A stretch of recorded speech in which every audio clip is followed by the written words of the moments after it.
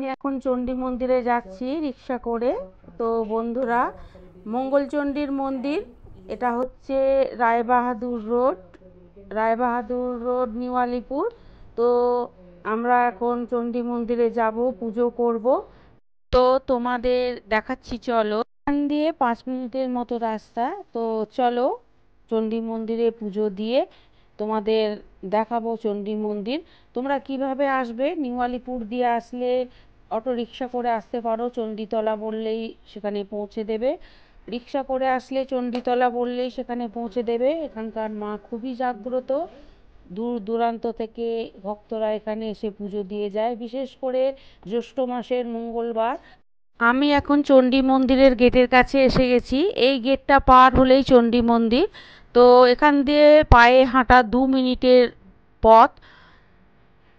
দেখো রাস্তার দুদিকে কেমন মেলা বসেছে। এখানে দিনের বেলায়, রাত্রেবেলায় সারা মাস মেলা হয়। জ্যৈষ্ঠ মাসের মঙ্গলবার কি সারা জ্যৈষ্ঠ মাস মেলা বসে। তো তোমরা দেখো, এই তো মন্দির এসে গেছি। এখানে আমি ফুল কিনবো। এই যে মাসির সাথে দেখা হয়ে গেছে, অনেক দিন পর এসছি। তো মাসির কাছে আমি ফুল নিয়ে মায়ের পুজো দেব। চলো মন্দিরের ভেতরে চলি, সেখানে মাকে দর্শন করায়।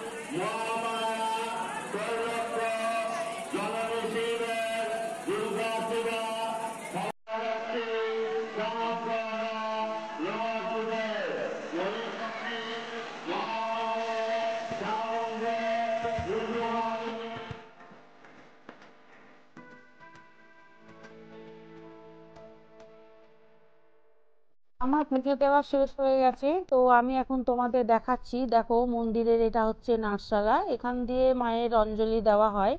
মাকে দর্শন করার পর এই নাটশালাতেই অঞ্জলি দেওয়া হয়। তো তোমাদের এখন দেখাচ্ছি, চলো। মেলা বসেছে, সেই মেলাটা দেখাবো ঘুরিয়ে। এই দেখো, এখানটায় পুরো মেলা, মাঠ জুড়ে মেলা বসেছে। তো এখানে বিভিন্ন দেবদেবীর মন্দির আছে। শেতলা মা, বজরংবলী, বাবা শিব, খাটু শ্যাম, সবারই মন্দির এখানে তৈরি করা আছে। তোমরা এলে অবশ্যই দর্শন করবে।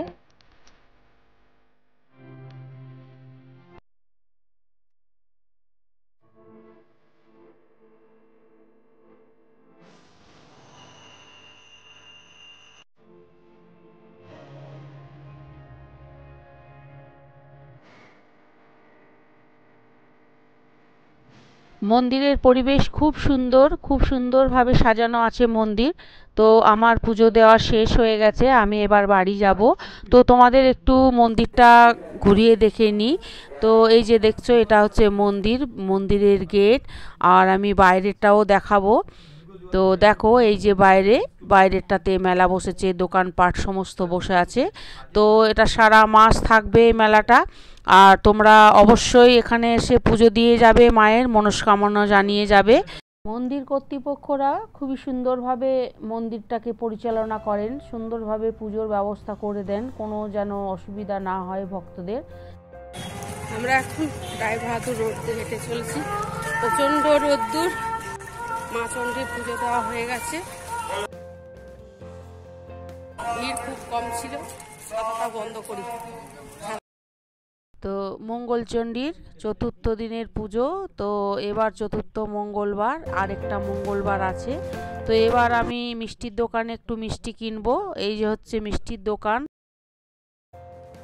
এবার রিকশায় চড়েছি বাড়ি যাওয়ার জন্য। আমাদের ভিডিও কেমন লাগলো অবশ্যই জানাবে, আর লাইক সাবস্ক্রাইব করবে।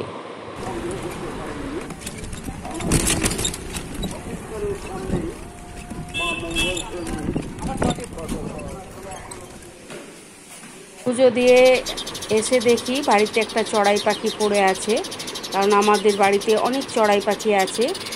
তো দেখো চড়াই পাখিটা, ছোট্ট চড়াই পাখি, ওকে একটা পেপার দিয়ে একটা ঝুড়ির মধ্যে রাখলাম, কেন নিচে থাকলে পিঁপড়ে লেগে যেতে পারে। আর ওর মা কত চিৎকার করছে সেটা শোনো। এবার আমি মঙ্গলচণ্ডীর প্রসাদ খাবো। তো দেখো এখানে ধান, যব আছে, এগুলোকে নখ দিয়ে খুঁটে নিতে হবে। তো এর যে খোসাটা আছে ছাড়িয়ে নিতে হবে। তো জ্যৈষ্ঠী মাসের মঙ্গলবারে এইভাবে আমরা মঙ্গলচণ্ডীর পুজো করি।